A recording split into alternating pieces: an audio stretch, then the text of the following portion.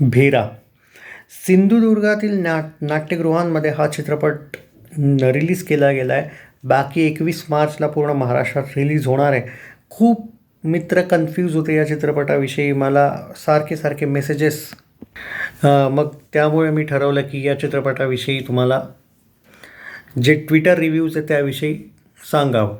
मी चित्रपटाचा ऑब्व्हियसली मी सिंधुदुर्गमध्ये नाही आहे, सो त्यामुळे मी चित्रपट तर नाही पाहिला आहे.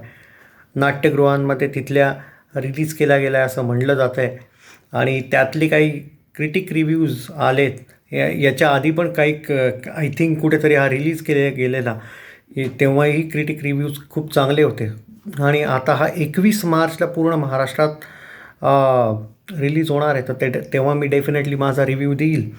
पण आत्ता मला वाटलं की या चित्रपटाविषयी बोललं गेलं पाहिजे, एक हायलाईट केलं गेलं पाहिजे. कारण जेव्हा तुमच्या चित्रपटाला 4.5, 4, 5 हे रेटिंग्स सतत पाहायला मिळतात ना, जे मी ऑलमोस्ट 5 ते 6 रिव्ह्यू जे बघितले, त्या रेटिंग्स बघून मला असं समहाव फील झालं की यार, कारण ट्रेलर पण जेव्हा बघितलं ना तेव्हा मला असं different वाटलेला. So yes,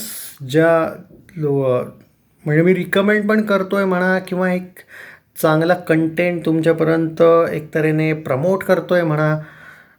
you can say किंवा think what ever you want. तर पण माझं एवढंच मत आहे की यार, जेव्हा केव्हा हा चित्रपट येईल तेव्हा मी माझं तर ओपिनियन देईल, रिव्ह्यू देईल.